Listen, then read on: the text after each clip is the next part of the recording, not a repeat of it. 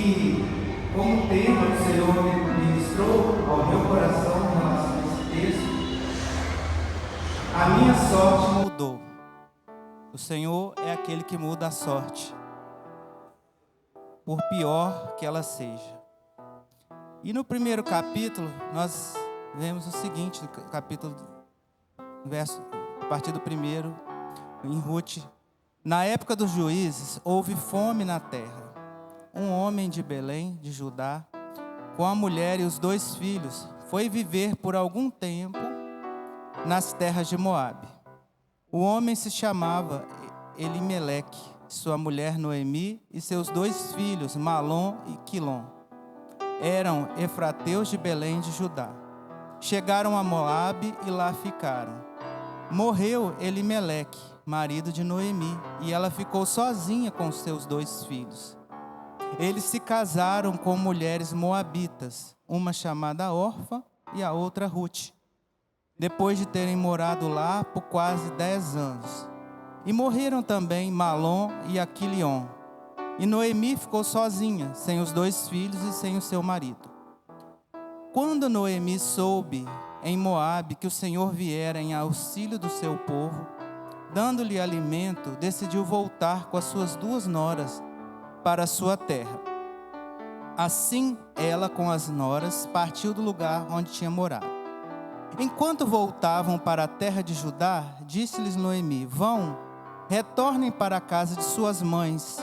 Que o Senhor seja leal com vocês, como vocês foram leais com os falecidos e comigo. O Senhor conceda a cada uma de vocês encontre segurança no lar do outro marido. Então deu-lhes beijos de despedidas. Mas elas começaram a chorar alto. E lhes disseram: Não, voltaremos com você para junto de seu povo. Disse, porém, Noemi: Voltem, minhas filhas, por que viriam comigo? Poderia eu ter filhos que viessem a ser seus maridos? Voltem, minhas filhas, vão. Estou velha demais para ter outro marido. E mesmo que eu pensasse que ainda há esperança para mim, ainda que eu me casasse essa noite e depois desse à luz a filhos, iriam vocês esperar até que eles crescessem? Ficariam sem se casar à espera deles? De jeito nenhum. Minhas filhas, para mim é mais amargo do que para vocês, pois a mão do Senhor voltou-se contra mim. Elas então começaram a chorar alto de novo. Depois Orfa deu um beijo de despedida em sua sogra, mas Ruth ficou com ela. Então Noemi aconselhou: Veja, sua concunhada está voltando para o seu povo e para o seu Deus. Volte com ela. Ruth, porém, respondeu: Não insistas comigo que te deixe e que não mais te acompanhe. Aonde fores, irei. Onde ficares, ficarei. O teu povo será o meu povo, o teu Deus será o meu Deus. Onde morreres, morrerei, e ali serei sepultada. Que o Senhor me castigue com todo rigor, se outra coisa que não a morte me separar de ti. Quando Noemi viu que Ruth estava de fato decidida a acompanhá-la, não insistiu mais. Prosseguiram, pois, as 2 até Belém, e ali chegando, todo o povoado ficou alvoroçado por causa delas. Será que é Noemi? Perguntavam as mulheres, mas ela respondeu: Não me chame Noemi. Melhor que me chame de Mara, pois o Todo-Poderoso tornou a minha vida muito amarga. De mãos cheias eu parti, mas de mãos vazias o Senhor me trouxe de volta. Porque me chamam Noemi? O Senhor colocou-se contra mim, o Todo-Poderoso trouxe desgraça. Foi assim que Noemi voltou das terras de Moabe, com sua nora Ruth, nora Ruth Moabita. E elas chegaram a Belém no início da colheita da cevada. Até aí. Eu quis que toda a igreja acompanhasse a leitura do capítulo 1. Eu imagino que muitos já conhecem essa história, né? De Noemi e Ruth. Mas cada detalhe desse versículo desse capítulo, melhor dizendo, me chamou a atenção. E se nós formos observar, Noemi, quando saiu de Judá com seu marido, foi ali em busca de condições melhores de vida. Porque quando ela estava em Judá, há 10 anos atrás da partida, do período que ela perdeu os filhos, Judá passava por uma fome terrível. E ela foi buscar uma oportunidade de sobrevivência com seu marido. Chegando ali, teve seus 2 filhos. E seus filhos casaram com as mulheres de Moabe, né? Que era Orfa e Ruth. Se tornaram noras dela. Ali, Noemi ficou viúva e depois de algum tempo perdeu os seus 2 filhos. Então ela se viu desamparada. E nós sabemos que naquele contexto, principalmente nas leis judaicas, a mulher, quando estava viúva, a família do marido tinha o dever, a obrigação de ampará-la. Só que Noemi não estava próximo da sua parentela. Ela se viu sozinha em um lugar estranho. Até as noras não eram do seu povo, eram de Moabe. Cultura diferente, deuses diferentes. Não era o Deus que Noemi conhecia. E o que ela se viu? Eu estou numa terra estranha, passando fome, não tenho parentes para me acolher, para me ajudar, porque até a lei judaica determinava, se houvesse alguém do sexo masculino ou da parentela, que se casasse com essa viúva, para que aquela geração não se perdesse, para aquele nome de família não se perdesse. Então ela não tinha expectativa alguma de sobreviver, de ter algo. Tanto é que quando ela voltou para Judá, ela falou: não me chame mais Noemi, eu me chamo Mara, que é, né, aqui na tradução, uma pessoa muito amarga, porque o Senhor se esqueceu de mim, eu não tenho nada para bendizer esse Deus. Ela se decepcionou com Deus. Mas gente, é muito natural que isso aconteça. Ah, mas Noemi deixou de acreditar em Deus? Não, ela não negou a fé. Nós temos aqui uma situação, nós vamos ver no decorrer do texto. Noemi tinha todos os motivos para se sentir triste, desapontada. O que ela fala quando ela volta para o seu povo, para a sua origem? Eu fui com as mãos cheias e voltei com as mãos vazias. Não tenho mais nada. Então o que Noemi dizia ao se intitular como Mara? Nada de bom pode sair de mim. E ali, quando ela voltava para o seu povo, as suas noras, né, a acompanharam. E ela virou para elas, para Orfa e para Ruth, e falou: o que vocês estão fazendo comigo? Uma velha, viúva, pobre. O que vocês vão acompanhar? Quase que ela falou: gente, defunto, se ficar perto de outro, o vivo se acompanhar o defunto, ele vai cheirar defunto. É quase que ela falou isso. Não tem nada, eu vou andar e talvez eu morra no caminho. Vocês são jovens, vocês têm família aqui, vocês têm chance de casarem de novo, constituir família, mas o que vai ser de mim? Mesmo que, ela deu esse exemplo, mesmo que eu me case hoje, tenha filhos amanhã, vocês vão esperar meus filhos crescerem para vocês casarem com ele? Não tem, a minha sorte se foi. E nesse momento, elas insistem: não, nós vamos ficar com você até o fim, nós vamos te acompanhar. Ela insiste e uma das noras chora, se despede e vai embora. E fica Ruth. E no texto aqui, Ruth fala algo muito forte com Noemi: não insista comigo, aqui no versículo 16, que te deixes e que não mais te acompanhe. Aonde fores, irei, aonde ficares, ficarei. O teu povo será o meu povo, o teu Deus será o meu Deus. Numa situação dessa, se Ruth não conhecia o Deus verdadeiro, ela declarou que queria conhecê-lo naquele dia. E o que nós temos aqui no contexto que a palavra do Senhor me deu? Nós temos momentos de frustração, de desolação, de ficar desapontados, frustrados com circunstâncias, com pessoas. E Deus não nos nega o direito de ficar chateado, de ficar triste. Isso não é pecado, gente.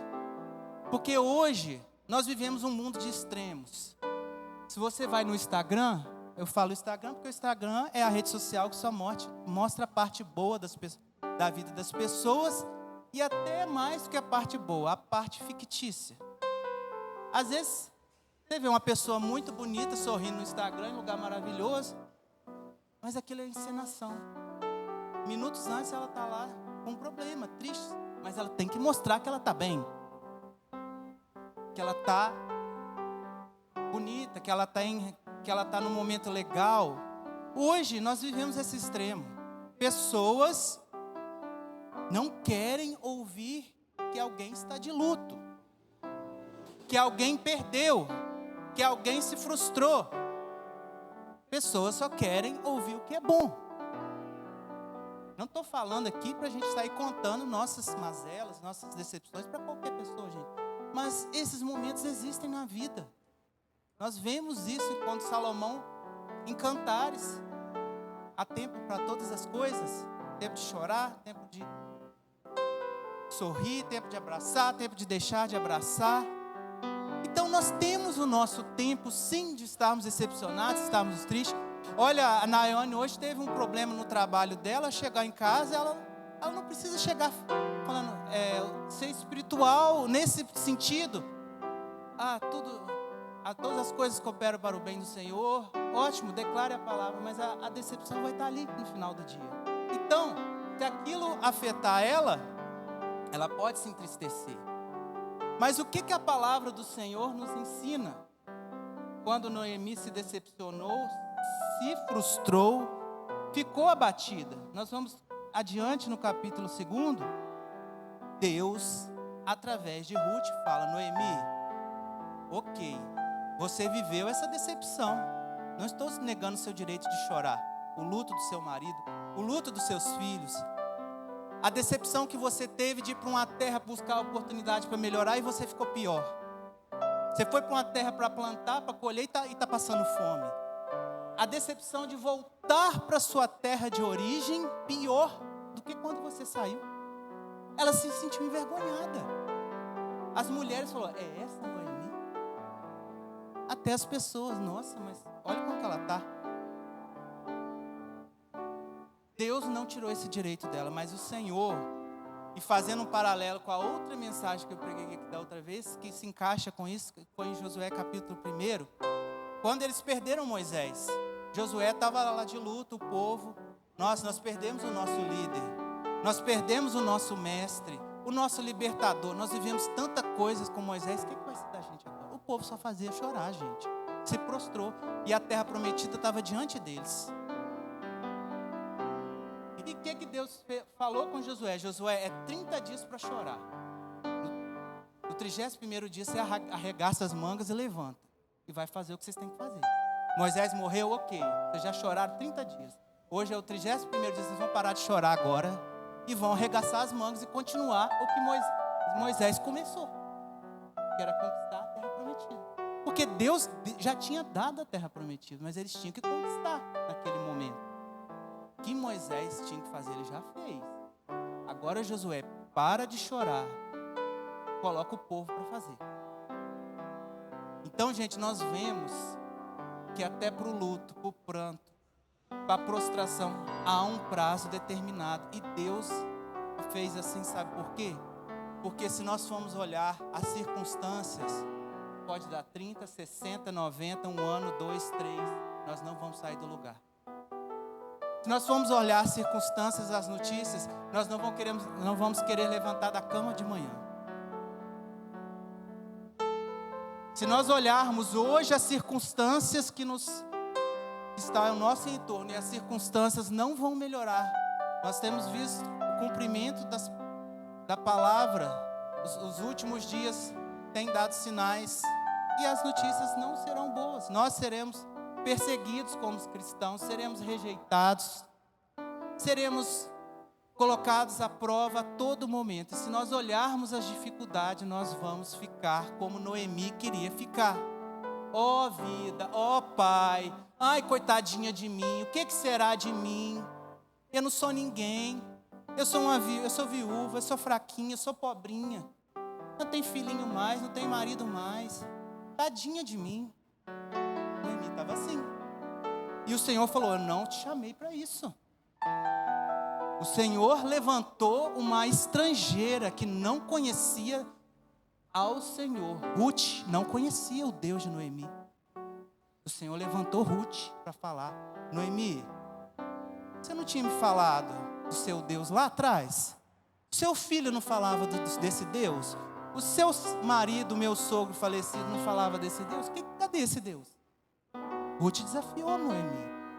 Ele pode me mandar embora N vezes, mas eu vou acompanhar você. A gente pode morrer junto no caminho, mas a gente vai. É isso que Ruth falou. Ruth também não estava vivendo uma situação fácil. Ela estava viúva de pouco do filho de Noemi. Ela perdeu, ela chorou com Noemi. Mas ela se levantou e falou: nós não vamos ficar prostradas. Nós estamos pobres, nós estamos viúvas. Nós vamos voltar para a sua terra sim. E o seu Deus vai suprir as nossas necessidades. Você acha que Ruth sabia o que Deus ia fazer? Não. Mas ela confiou. E impulsionou Noemi. E hoje, o que o Senhor tem falado conosco? E como igreja, me falou isso. Para de lamentar o passado. Para de chorar o passado. Ah, mas essa igreja há tantos tempos é um vai e volta. É uma inconstância de pessoas. É um rodízio de pessoas. Um dia está cheio, outro dia está vazio. Não tem...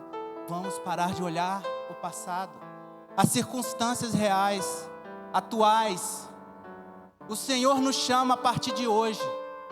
Eu confesso que eu cheguei aqui, irmã Nelma, e fiquei um pouco desapontado. Eu assim, nossa, Senhor, não é por causa de mim não, gente, que eu não sou nada.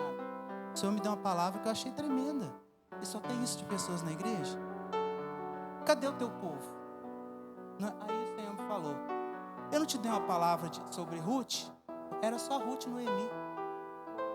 Então hoje aqui nós estamos no lucro. Porque naquela época era só as duas. Olha que nós somos muito mais que dois. E o Senhor tem ministrou comigo, que não é tempo de reclamar, não é tempo de murmurar, não é tempo de olhar circunstâncias. Nós poderíamos nos lamentar: nossa, os cultos, olha só, é uma inconstância só de pessoas. Fulano começa tão empolgado, depois some. A gente não sabe para onde nem ele foi. Não vamos olhar essas circunstâncias. O Senhor nos tem levantado. E eu não falo, agora eu falo como ovelha. O Senhor tem nos chamado como intercessores para clamar para que as prisões da mente caiam e que essa igreja frutifique, porque a palavra tem sido semeada e essa semente vai florescer. Não importa se ficam 2, 3 pessoas aqui, se a palavra do Senhor vai produzir, já está produzindo frutos. Não precisamos olhar, não devemos olhar as circunstâncias. Precisamos ser como Ruth, ser firme. Esse é o segundo ponto da palavra. Firmeza.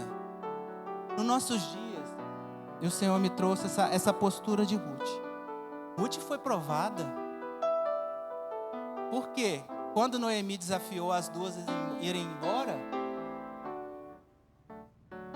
a cunhada, a nora que ficou viúva do filho mais velho, acabou cedendo e foi. E o que Noemi falou? Tá vendo? Ela foi embora. Por que você não vai também? Haverá esperança para você. Mas o que ela fez, Ruth?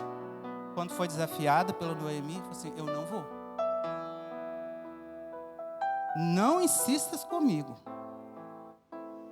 E ela ainda falou: a partir de hoje, o seu povo é meu povo. Ela renegou as origens dela. Aquele momento. E a partir de hoje, o seu Deus é o meu Deus. Isso para o moabita era uma traição à pátria. Era uma traição às origens, ao Deus deles. Porque eles não reconheciam o Deus verdadeiro como Deus. Ela negou tudo: eu vou com você até o fim.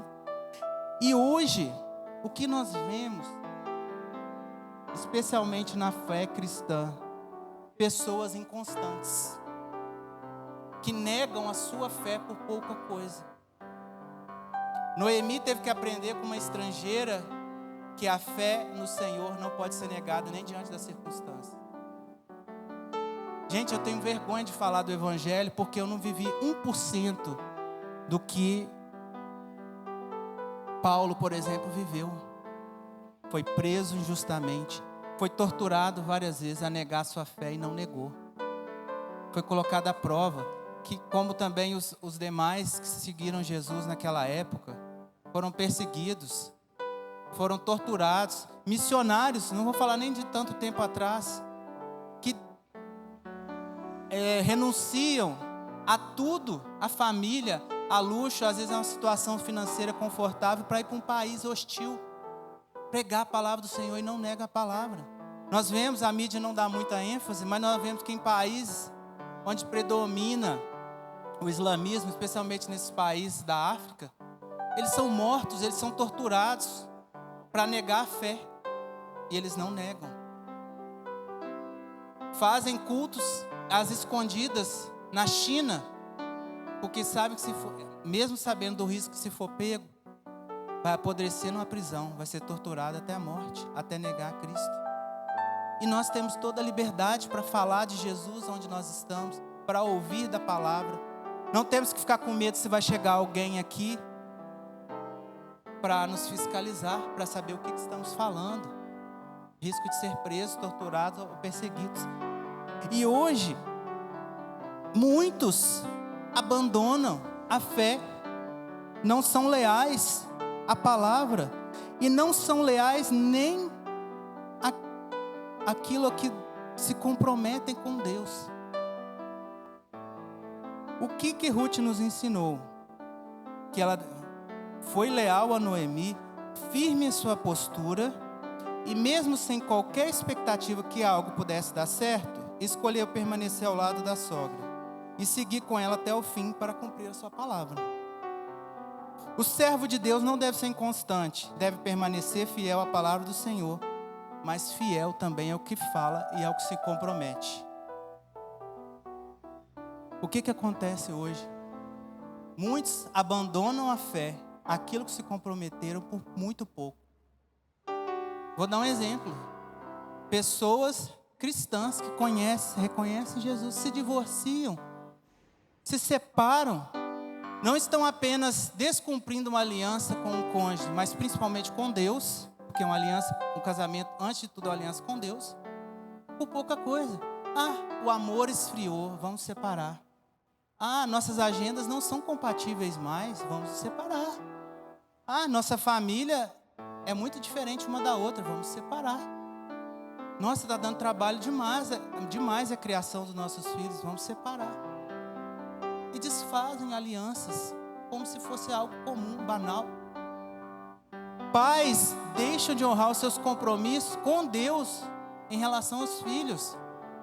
Às vezes não abandonam no orfanato, não entregam para a família, mas estão deixando de cuidar dos filhos, de orientar os filhos, porque está difícil, porque dá trabalho, porque está muito pesado.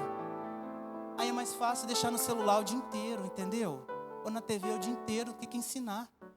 Ou então é mais fácil deixar na vovó, no vovô o dia inteiro. Às vezes até pior, deixar com alguém que nem é da família, é de confiança, o dia inteiro, porque dá trabalho.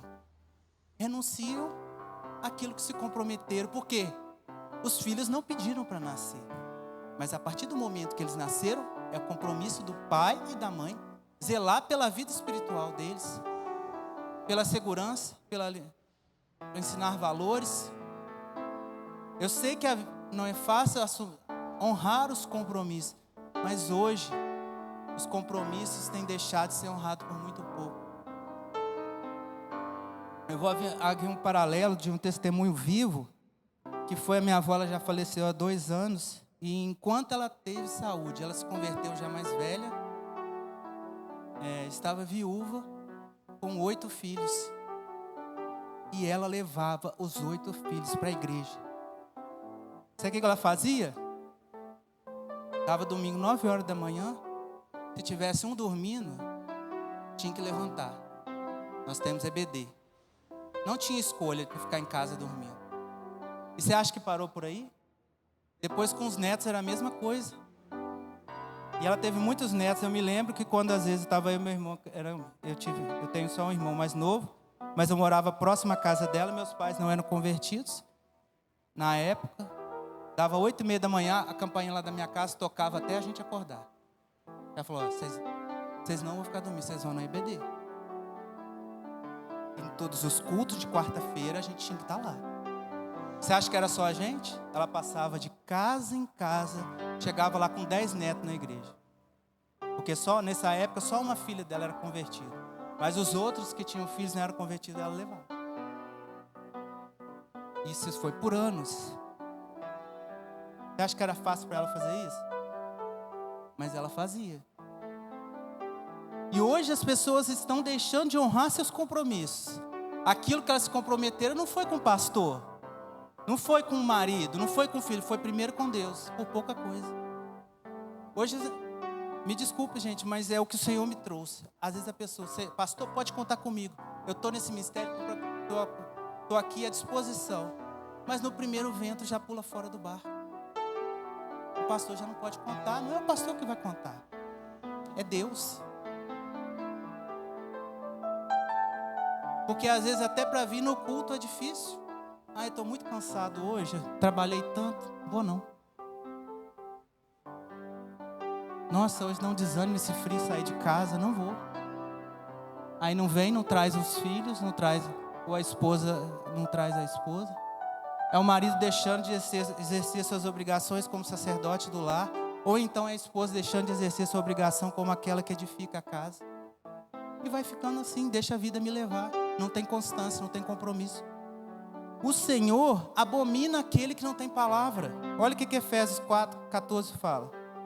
O propósito é que não sejamos mais como crianças, levados de um lado para o outro pelas ondas, nem jogados para cá e para lá por todo o vento de doutrina e pela astúcia e esperteza dos homens que induzem ao erro. Aqui está falando da inconstância. Uma criança é inconstante, e isso é natural. Agora, aquele que conhece o Senhor não pode agir como criança. Como as ondas do mar que vão e vão. Um dia eu estou empolgado, outro dia não quero saber de nada, vou chutar o balde. E vai vivendo assim. E o Senhor não tem compromisso com quem não tem compromisso com Ele.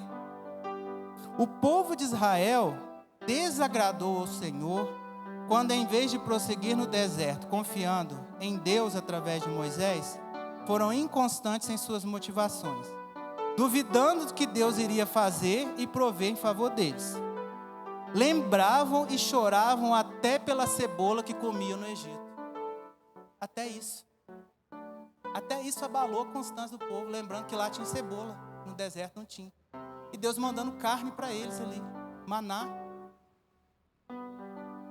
Deus suprindo, Deus fazendo água sair da rocha. E eles chorando por causa da cebola. Até isso foi motivo para deixar o povo balanceado, inconstante.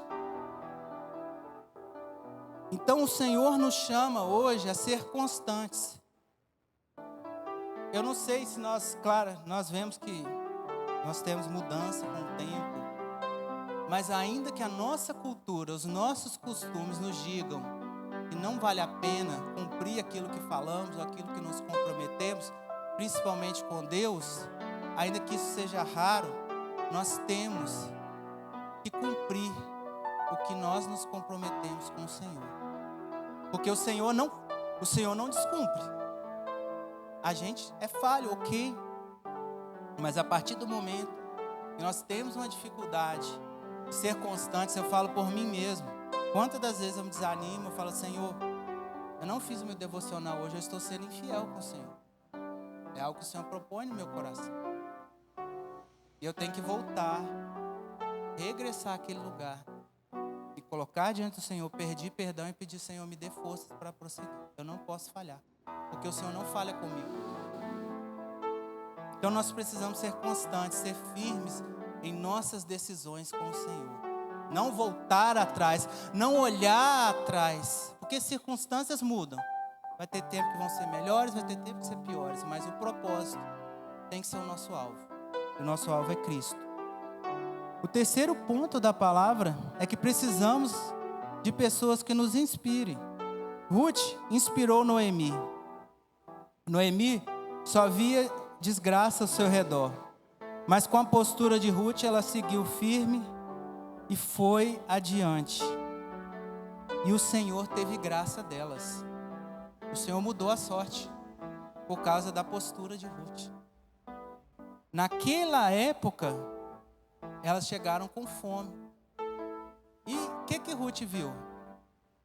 Como uma oportunidade de colher espigas que sobravam da colheita. É como se ela tivesse como uma andarilha ali, ó, que sobrar, eu estou pegando. E justamente ela foi colher espigas nas terras de Boaz. Um homem muito rico, mas que era fiel ao Senhor. E ali, Boaz simpatizou com ela, falou: olha, você não precisa ficar pegando as margens não, porque é perigoso. Os funcionários os que trabalham na colheita, que eram muitos, podem chegar e fazer alguma maldade com você. Pode ficar junto das minhas servas. Daí ela ficou mais protegida. E ela falou isso para Noemi. Noemi, naquele momento, teve esperança. Eu sei quem é esse homem. Ele é meu parente. Não lembro. Então ela viu que o Senhor deu uma oportunidade. Falou assim: continue fazendo o que Ele te ordenar. E Ele sempre dava mais para que ela levasse, e elas foram supridas. Elas não passavam fome mais. Até que chegou um momento que Boaz, resgatou Noemi. Na época, Noemi, como perdeu tudo, o seu nome se perderia. A sua família seria apagada. Então ela não tinha mais propriedade por ter ficado viúva. Mas Boaz resgatou a propriedade em favor dela e pediu Ruth em casamento. E ali ele tratou Noemi como mãe, porque aqui na palavra fala que o nome de Noemi passou da família a figurar na genealogia bíblica. Ruth, a partir de 3 gerações, gerou Davi com Boaz. E Davi gerou Jesus. E hoje ela está na genealogia de Jesus. Uma estrangeira, uma moabita. E Noemi, sabe o que fala aqui no final? Depois que Boaz casou com Ruth, ela engravidou e deu à luz a um filho. E as mulheres, que lá no início não viram esperança para ela quando viram ela chegando, que ela falou que ela ia se chamar Mara por estar amargurada, disseram para ela: louvado seja o seu Senhor, que hoje não a deixou sem resgatador. Que o seu nome seja celebrado em Israel. O menino lhe dará nova vida e sustentará na sua velhice, pois é filho da sua nora, que a ama e que lhe é melhor do que 7 filhos. Noemi pôs o menino no colo e passou a cuidar dele. E as mulheres da vizinhança celebraram o seu nome e disseram: Noemi tem um filho. E lhe deram o nome de Obed. E este foi o pai de Jessé, pai de Davi. O Senhor mudou a sorte de Noemi, porque Noemi percebeu a oportunidade.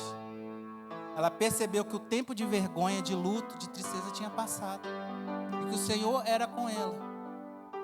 E que o Senhor, ao ponto de que aquela alegria que ela estava vivendo ser melhor do que 7 filhos, resgatou Noemi, deu uma nova esperança. Ela se tornou avó sem ter filhos. Olha o que o Senhor fez na vida dessa mulher, porque quando ela percebeu que Ruth estava certa. Esse é o seu Deus, então Ele vai ser o meu. Um Deus que não falha, um Deus que nos resgata. O Senhor vem e nos resgata. Foi o que Ele fez com Ruth e Noemi.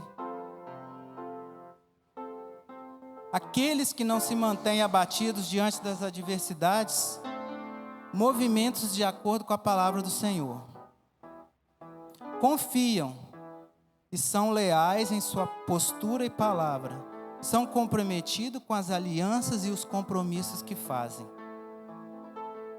e são motivadores.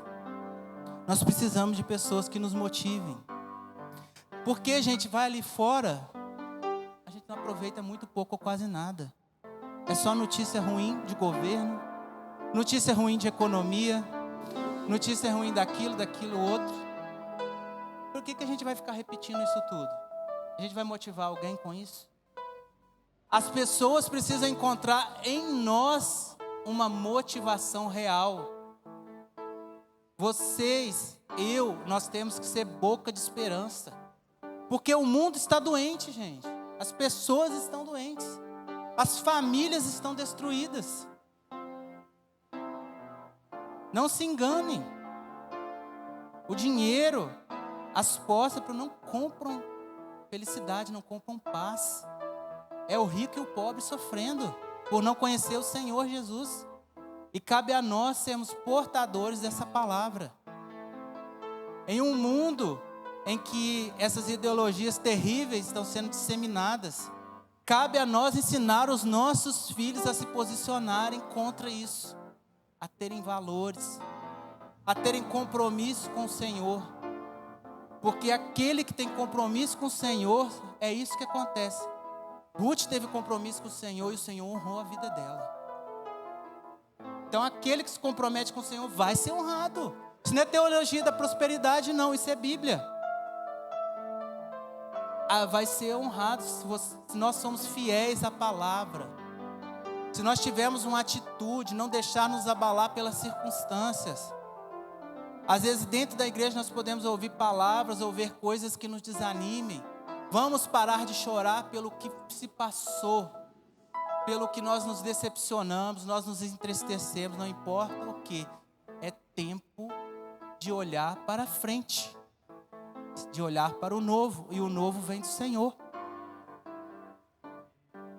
Comece a declarar nessa igreja: aqui será um lugar de colheita, de transformações, um lugar onde as pessoas serão curadas, física, mental, espiritualmente libertas. O endemoniado vai ter que vir aqui para ser liberto, o doente vai ter que vir aqui para ser curado, as famílias destruídas vão ter que vir aqui para ser restauradas. Basta um membro dessa família vir para que o Senhor restaure esse lar. Eu creio. Quem aqui se compromete em ser o motivador da palavra do Senhor? Comece no seu trabalho, comece na sua casa, na sua escola, no seu ambiente, onde você passar. Não se amolde a esse mundo, não se conforme com o que é falado ali. Nem que você tenha que orar em sua mente. Declare a transformação do seu ambiente. Sua família é difícil, declare a transformação dela. Seu trabalho é difícil, declare a transformação dele. Ruth nos mostra que o pior dos cenários pode ser transformado. O deserto se torna em mananciais de águas vivas para aqueles que confiam no Senhor. Isaías 41:18. Abrirei rios em lugares altos e fontes no meio dos vales. Tornarei o deserto em tanques de águas e a terra seca em mananciais. Declare sobre essa terra, declare sobre esse lugar que aqui, esse deserto se tornará em mananciais de águas vivas. Não vai ser um mar morto. Mananciais de águas vivas. Olha o que o texto fala. Água viva é aquela água que corre, que pulsa. Não é aquela água parada que dá dengue, não, gente. É transformação de vidas. Comece a declarar. Se você é para ser taxado de doido, que seja. Mas faz alguma coisa. O Senhor me incomodou que é necessário agir. O Senhor me incomodou que é para não se conformar.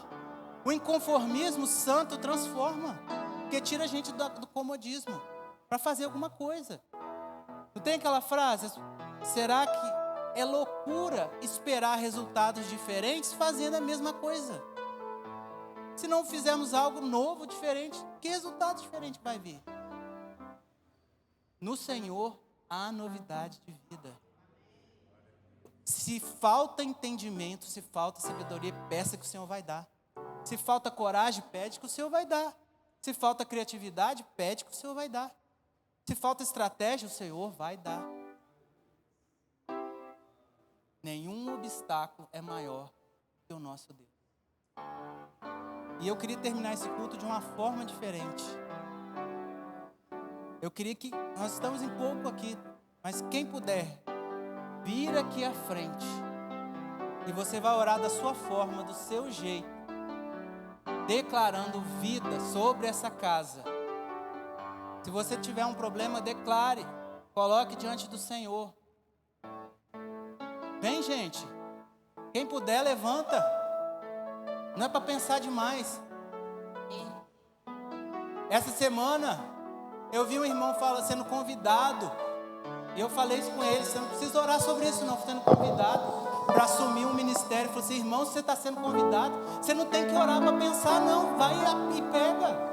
A gente ora por aquilo que a gente não sabe o que fazer. Mas aquilo que está na nossa mão, a gente vai lá e faz. Em nome de Jesus, que o cenário da sua vida hoje seja transformado, a sua casa, a sua família, da igreja. Aleluia. Senhor Deus, nós declaramos aqui nessa noite que o Senhor é o nosso Deus. Exaltado seja o Senhor. Tu és o Deus que mudou a sorte de Noemi, e o Senhor mudará a nossa sorte. Transforma, Senhor, as famílias. Tira, Senhor, toda a prisão de mente, toda a inconstância. Toda, Senhor, inconstância caia por terra, em nome de Jesus. Senhor, a Tua palavra fala. O Senhor rejeita o coração dobre. Em nome de Jesus, que venha ser um único só coração, uma única mente, um único propósito na Tua casa. Derrama da Tua unção nessa noite. E que aqui, Senhor, venham sair labaredas de fogo para essas ruas, por essas vielas, em cada local, que aonde nós pisarmos, a Tua presença venha estar. Que o Teu Espírito Santo traga as vidas para a Tua casa. Porque tem vidas, Pai, que não estão se posicionando, estão com dúvidas, estão olhando para trás, estão chorando, estão se lamentando diante das circunstâncias. Mas as circunstâncias não nos definem, os recursos financeiros não nos definem, os recursos humanos não nos definem, as nossas habilidades ou a ausência delas não nos definem. Nós declaramos a Tua presença, o Teu agir nas vidas aqui hoje, representadas nas famílias. Traz a memória de cada um aquele que precisa ser motivado, Senhor. Que venham ser instrumentos de motivação. Que o Teu Espírito os encontre, os ministre, os liberte, os tire do comodismo, da prostração,